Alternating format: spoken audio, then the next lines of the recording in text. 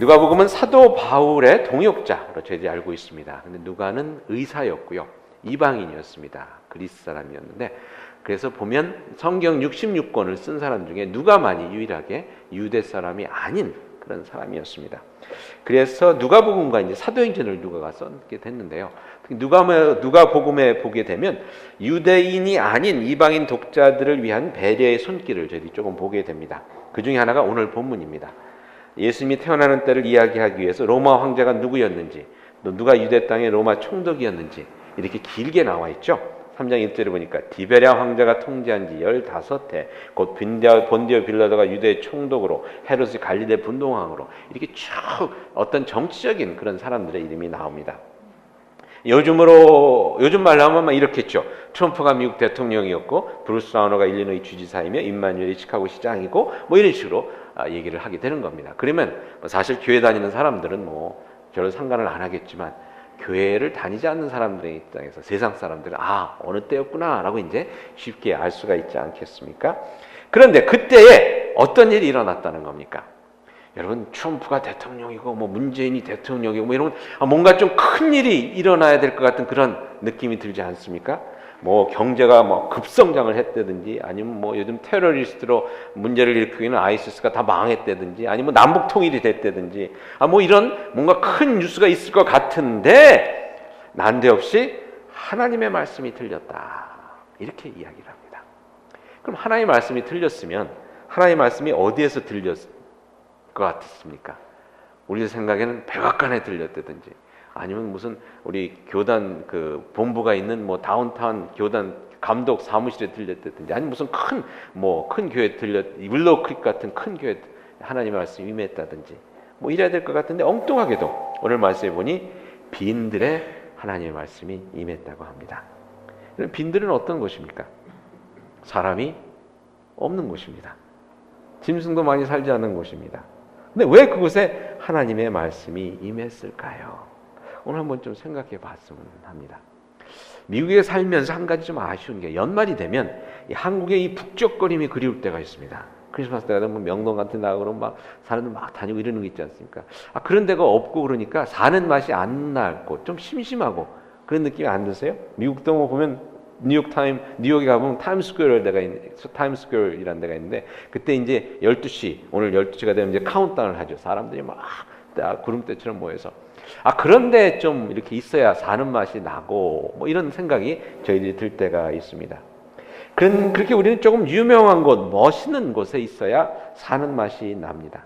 대통령이 있는 곳, 황제가 있음직한 곳, 그렇지 못하면 주지사, 시장이라도 좀 이렇게 있는 곳, 시청 앞이라도 나가야 뭔가 사는 맛을 느낄 수 있는 그런 생각을 가지고 있는데요.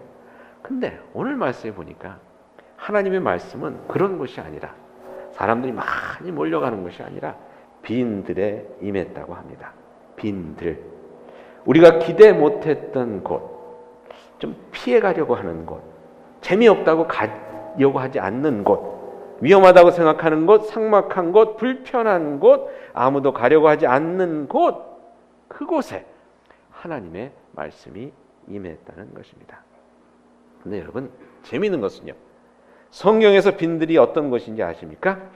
빈들, 광야는 하나님의 기적이 일어난 곳입니다. 이스라엘 백성들이 만나를 맛본 곳이 빈들 광야였습니다. 반석에서 샘물이 났던 곳이 빈들이었습니다. 오병이어의 기적이 일어난 곳이 어딘지 아십니까? 사람이 많이 사는 마을이 아니라 빈들이었습니다. 한 해를 마치면서 여러분들의 삶이 서 있는 곳이 어떤 곳인지 한번 여쭤보고 싶습니다. 우리는 왕궁, 도청, 화려한 성전에 있기를 바랬지만 혹시 빈들에 서 있는 자신의 모습을 보고 있지는 않습니까? 그렇게 열심히 달려왔는데 겨우 빈들인가 하고 허망하거나 낙망하거나 힘들어하고 계시지는 않습니까? 여러분, 실망하지 마시기 바랍니다. 왜냐하면 그 빈들에서 여러분이 기대하지 못했던 하나님의 음성을 들을 것이며, 그 빈들에서 기대하지 못했던 하나님의 기적을 체험하게 될 것이기 때문입니다. 성경에 보면 말이죠, 저희 하나님은 예상치 않았던 곳에서 저희를 만나주시는 하나님이십니다. 내가 기대치 못했던 곳에서 하나님의 음성을 듣게 되고 내가 생각지 못했던 곳에서 하나님을 만나게 됩니다. 왜냐하면요, 인생은, 하나님께서 꿈꾸시는 인생은 나의 기대보다, 나의 생각보다, 나의 예상보다 크고 아름다워야 하기 때문입니다. 그렇기 때문에 내가 예상하는 곳에만 계시고 내가 예상하는 대로만 움직이는 하나님이라면 저희들이 믿을 필요가 없죠. 나보다 조금 더 나을 것이 없는 하나님이지 않습니까? 그렇게 하나님은 언제나 나의 예상과 기대를 뛰어넘어서 생각지도 못한 곳에서 우리를 만나 주십니다. 이사야서에서 이렇게 얘기합니다. 55장 9절에 이는 하늘이 땅보다 높음같이 내 길이 너희 길보다 높으며 내 생각은 너희의 생각보다 높음이니라. 하늘과 땅의 차이가 나듯이 하나님과 우리의 생각이 그렇게 차이가 난다는 겁니다. 그래서 우리는 여기면 좋을 것 같은데 하나님의 생각은 저기였고, 우리는 저기 있었으면 딱 좋을 것 같은데 하나님께서는 우리를 여기서 만나 주시는 것입니다. 그렇게 여러분, 광야에서 듣게 되는, 빈들에서 듣게 되는 하나님의 음성은 회개에 관한 것입니다. 나는 여기로 가고 싶은데 여기로 가라고 그러시는 거거든요. 나는 이 길로 가고 싶은데 이 길로 바꿔서 가라는 것이거든요. 바꿔야 한다는 것, 새로운 삶의 길이 열리고 하나님의 새로운 생각과 계획이 있기 때문에 거기에 우리 자신을 맞춰서 바꿔져 가야 하는 것, 그것이 빈들에서 듣게 되는 회개의 음성이 되겠습니다. 여러분, 오늘 말씀해 보니까 빈들에서 우리들의 변화와 회개를 요구하는 음성 세 가지를 저희들이 한번 같이 생각해 봤으면 좋겠는데요. 먼저 빈들에서 듣게 되는 음성은 나를 낮추시는 말씀입니다. 3장 5절에 보니까 이렇게 나와 있습니다. 모든 골짜기가 메어지고 모든 산과 작은 산이 낮아지고 라고 되어 있습니다. 산과 작은 산도 낮아진다는 것입니다. 빈들에서는 산이 낮아집니다. 겸손을 배우는 곳입니다. 신명기서에 이렇게 나와 있습니다. 8장 2절과 3절에 내 하나님 여호와께서 이 40년 동안에 내게 광야길을 걷게 하신 것을 기억하라. 이는 너를 낮추시고 너를 시험하사 내 마음이 어떠한지 그 명령을 지키는지 지키지 않는지 알려 하심이라. 너를 낮추시고 너를 줄이게 하시며 또 너도 알지 못하며 내 조상들도 알지 못하던 만나를 내게 먹이신 것은 사람이 떡으로만 사는 것이 아니요 여호와 입에서 나오는 모든 말씀으로 사는 줄을 내가 알게 하려 하심이라. 빈들에서 우리를 낮추신다고 말씀했습니다. 줄이게 하신다고 했습니다. 왜? 그래야 우리가 하나님의 말씀을 그리워하면서 하나님의 말씀을 갈망하면서 우리들의 삶이, 생각이 바뀌어질 수 있기 때문입니다. 여러분들의 삶 속에서도 아마 그 빈들 같은 곳이 분명히 있었을 것입니다. 아마 그곳에 계신 분들도 있을지 모르겠고요. 지난 한 해를 돌아보면서 빈들과 광야 같은 곳을 지나오신 분들, 그곳을 결코 싫어하지 마시기 바랍니다. 불편해하지 마시기 바랍니다. 불평하지 마시기 바랍니다. 오히려 그곳에서 들려오는 하나님의 음성을 통해서 여러분들의 삶이 바뀌어짐을 감사해 하실 수 있기를 바랍니다. 제 삶 속에서 가장 컸던 광야는 시골에서 목회한 3년이었습니다. 시골, 진짜 빈들이었습니다. 옥수수밖에 없는 빈들이었습니다. 사람도 없고 젖소만 있는 빈들이었고, 얼마나 빈들이었냐 하면요, 여러분 아시다시피 제가 커피를 좋아하지 않습니까? 오늘은 감기 걸려서 커피를 못 마시고 있는데 커피를 너무 좋아하는데 커피를 마실 데가 없는 거예요. 저번에도 말씀드렸지만, 근데 언제 한번 신문에 보니까 그 지역에서 커피 제일 맛있는 곳 3곳, 이것이 이름이 나왔더라고요. 그래서 어디가 커피가 맛있나 하고 들여다보니까 커피 제일 맛있는 곳 1위 모빌 가스 스테이션. 진짜 광야였습니다. 그런 광야. 그런 광야에서 저는요, 그때 3년 동안 있으면서 제일 소원이 뭐였었냐면 셀폰 갖는 거였습니다. 왜냐면 모임 때마다 이렇게 목사들 모임 때 나오면요, 저희 친구 목사님들이 다 셀폰 하나씩 그때 막 나올 때거든요. 셀폰 하나씩 다 갖고 다니는데 저는 셀폰을 가질 수가 없었어요. 돈도 좀 모자랐지만 셀폰이 터지질 않는 데 살았기 때문에 아무 필요가 없었어요. 그래서 셀폰을 가지고 다닐 수 있는 교회를 내가 한번 갔으면 좋겠다. 여기 와서 오자마자 버라이즌 셀폰 딱 했더니 사무실에서는 안 터지더라고요. 그게 또 아무튼 그런 곳에 있으면서, 근데 재미있는 것은요, 그렇게 저를 낮추시는 가운데서 재밌는 것은 우리들이 낮아질 때, 제가 깨닫게 된 것은 우리 낮아질 때 하나님의 새로운 은혜를 보기 시작한다는 것입니다. 제가 그 시골에서 3년 동안 있는 동안 가장 행복했습니다. 왜 행복했냐면요, 우리를 낮추시는 가운데서 빈들에서는 또 하나님께서 우리를 새로운 은혜로 메꾸어 주시는 곳이기 때문입니다. 오늘 본문에 보니까 3장 5절에 이렇게 나와 있습니다. 모든 골짜기가 메워지고 라고 되어 있습니다. 나는 낮추시지만 하나님께서 내가 생각했지 못했던 것으로 채워주시는 것이 빈들입니다. 여러분 한번 여러분의 삶을 생각해 보시기 바랍니다. 나는 이것을 원해서 막 열심히 달려갔는데 나중에 보니 그것이 아니라 생각지도 못했던 다른 은혜로 채워주시는 하나님의 그 은혜, 여러분 경험해 보지 않으셨습니까? 저도 시골에서 있으면서 가장 행복한 시간을 보냈는데 내가 몰랐던 복으로 채워주시는 하나님을 만나게 됐습니다. 예로 이런 겁니다. 제가 한 번은 모빌 게스테이션에 가서 커피를 마시는데 어떤 이웃이 이렇게 와서 또 커피를 마시더라고요. 그래서 대화를 둘이 서서 커피 마시기가 좀 민망해서 대화를 나누는데 겨울이었습니다. 겨울이어서 제가 이렇게 얘기를 했습니다. 요즘 눈도 안 오고 날씨가 따뜻해서 참 너무 좋네요. 그랬더니 그분이 농부신데 파머인데 하시는 말씀이, 목사님 겨울에 눈이 안 오면 농사를 못 짓습니다 그러시더라고요. 그럼 겨울에 눈이 안 오는데 왜 농사를 못 짓나 그랬더니 겨울에 눈이 와야 봄에 그 눈이 녹아서 땅이 촉촉히 젖어야 씨를 뿌릴 수 있고 씨가 제대로 싹이 튼다는 거였습니다. 그러니까 겨울에는 눈이 와야 되는 거예요. 눈이 오는 게 축복인데 그것을 모르고 있었던 겁니다. 그래서 그 다음부터는 전 눈이 오면 행복해요. 이번 금년에도 농사가 잘 되겠구나 하는 그런. 여러분 욥기에 보면 이런 말씀이 나옵니다. 욥기 38장 26절에 보니까 누가 사람이 없는 땅에 사람 없는 광야에 비를 내리며 황무하고 황폐한 토지를 흡족하게 하여 연한 풀이 돋아나게 하였느냐. 사막에 왜 비를 내리겠느냐 하는 것입니다. 하나님의 말씀이. 여러분 사막에 왜 비를 내리겠습니까? 사람도 살지 않는데. 우리 생각에는 그냥 비를 낭비해 버리는 것 같은데 하나님의 계획 가운데는 하나님께서 이 세상을 향하여 채워주시는 은혜라는 겁니다. 그 물이 돌고 돌아서 우리가 살고 있는 곳에 싹을 틔우고 꽃을 피우고 열매 맺게 해서 우리가 먹고 살게 한다는 것입니다. 겨울에 왜 눈이 안 왔으면 좋겠다 하는 생각을 갖고 있지만 그 눈이 내려야, 내게는 불편하고 어려울 수 있지만 그 눈이 내려야 농사가 돼서 벼가 자라고 열매가 맺어서 우리가 먹고 살게 된다는 거죠. 하나님께서 채우고 계신다는 겁니다. 바로 그 눈과 바로 그 비로 곡식이 자라고 그 눈으로 씨앗이 자라게 됩니다. 여러분 내가 생각하는 것은 아니었지만 그것 이상으로 채워주시는 하나님의 은혜가 있다는 것을 깨닫게 되는 것이 빈들입니다.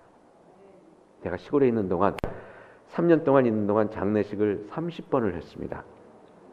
거의 한 달에 한 번씩 한 건데요.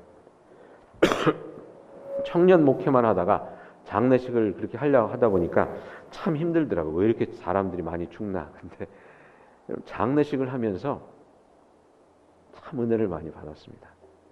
죽음에 친해지게 됐습니다. 죽음이 어떤 것인지를 진짜 생각해 보게 됐고, 그보다 더 나아가서 나이가 들어간다는 것, 늙어간다는 것이 무엇인지를 마음속으로 느껴보기 시작했습니다. 즉 성숙해지더라고요. 깊어지더라고요. 죽음을 대하고 죽음 앞에선 나이 드신 분들을 대하다 보니까 제 생각에는 귀찮고 쓸데없고 그렇다고 생각한 일이었었는데 그것이 하나님께서 나의 산을 낮추시고 나의 골짜기를 메꾸어 주시는, 은혜로 채워주시는 하나님의 역사였습니다.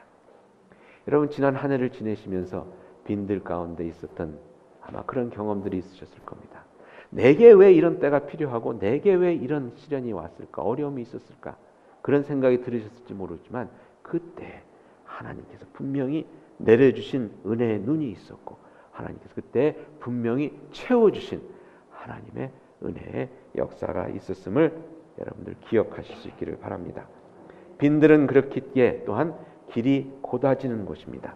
낮춰지고 채워짐을 통해서 나의 잘못된 모습이 바로 잡혀져 가는 것이 빈들입니다. 그래서 오늘 말씀에 이렇게 얘기합니다. 굽은 것이 곧아지고 험한 길이 평탄하여질 것이다. 빈들을 통해서, 빈들에 있었던 시간들을 통해서 나의 가는 길이 곧아지고 올바로 됐다는 것입니다. 여러분, 우리 삶을 돌아볼 때 내가 변하고 바로 된 때가 대부분 어렵고 힘든 광야 시절이 아닙니까? 생각해 보니까 우리가 너무 바뀌어지고 변화되기가 힘드니까 결국은 진짜 어려운 것을 통해서 우리들이 이렇게 바뀌어지는 것 같습니다. 그렇기에 오늘 말씀에 같이 광야는 하나님의 구원을 보게 되는 것입니다. 3장 6절에 이렇게 나옵니다. 모든 육체가 하나님의 구원하심을 보리라. 빈들에 임하는 말씀으로 인해서 하나님의 구원하심을 보게 된다는 것입니다. 2017년을 지내면서 여러분, 빈들에 서 계셨던 분, 아니면 자기 자신이 지금 빈들에 서 있다고 생각하시는 분, 바로 그곳이 하나님의 구원하심을 보게 되는 곳임을 믿으시기 바랍니다. 아까 말씀드렸듯이 빈들은 하나님의 만나를 맛보는 곳입니다. 빈들은 반석에서 샘물이 강물처럼 흘러나오는 것을 경험하게 되는 곳입니다. 빈들은 오병이어의 기적이 일어나는 곳입니다. 그 빈들에서 하나님의 음성을 온전히 들을 수 있는 여러분이 되실 수 있기를 축원드립니다. 시편에 이런 말씀이 나오고 있습니다. 시편에 주의 길이 바다에 있었고 77편 19절입니다. 어제 새벽 기도회 때 저희들이 같이 나눈 말씀인데요. 주의 길이 바다에 있었고, 무슨 얘기냐면 이스라엘 백성들이 출애굽해서 이제 도망을 나오지 않았습니까? 근데 홍해가 길을 가로막고 있었습니다. 뒤에서는 애굽 군대들이 쫓아오고 있었습니다. 앞에 바다가 있었는데 나중에 보니까 그 바다 밑에 하나님께서 준비해 주신 길이 있었다는 고백입니다. 바다가 갈라지면서 길이 생기지 않았습니까? 주의 길이 바다에 있었고, 우리 눈에는 보이지 않았지만 길을 이미 예비해 놓으신, 하나님께서 예비해 놓으신 길이 그 바다 아래 있었다는 것입니다. 광야도 마찬가지입니다. 빈들이라고 해서 아무 길도 없는 것 같은데 거기에 하나님께서, 길을 내시는 하나님께서 이미 우리를 위해서 만들어 놓으신 길이 있다는 것을 믿으실 수 있기를 바랍니다. 빈들의 소리에 귀를 기울이실 수 있기를 바랍니다. 이해가 지기 전에 빈들에서 불어오는 성령의 바람 소리를 여러분이 한번 느껴보실 수 있기를 바랍니다. 이해가 지기 전에 빈들에 내려쬐는 그 햇빛 아래 하나님의 임재함을 여러분 한번 느껴보실 수 있기를 바랍니다. 이해가 지기 전에 빈들에 함께 동행했던 여러 하나님의 발자취를 여러분들이 한번 또 보실 수 있기를 바랍니다. 신명기서 32장에 이렇게 나와 있습니다. 여호와께서 그를, 이스라엘 백성들을 얘기하는데요, 여호와께서 그를 황무지에서 짐승이 부르짖는 광야에서 만나시고 호위하시며 보호하시며 자기의 눈동자와 같이 지키셨도다. 빈들에 있는 이스라엘 백성들을 하나님께서 눈동자와 같이 지켜주셨다는 것입니다. 여러분의 마음은 지금 어디를 향해 있습니까? 여러분의 귀는 어디를 향해 있습니까? 여러분의 시선은 어디를 향해 있습니까? 혹시 황제가 있는 그곳을 그리워하며 그것을 바라보고 있지는 않습니까? 혹시 대통령이 있는 그곳에서 무슨 전화라도 올까봐 여러분의 귀를 쫑긋하고 기다리고 있지는 않습니까? 하나님이 여러분과 함께 하시는 그 빈들, 하나님이 여러분과 동행하시고 눈동자와 같이 지켜주시는 그곳에서 하나님을 향해 여러분의 마음을 활짝 여는 오늘 이 시간이 될 수 있기를 바랍니다. 그럴 때에 지금까지 험악한 광야 같은 곳에서 함께 하셨던 그 오른손으로 지켜주셨던 그 하나님과 함께 새해를 저희들이 힘차게 은혜 가운데 시작하게 되리라 믿습니다. 같이 기도하시겠습니다.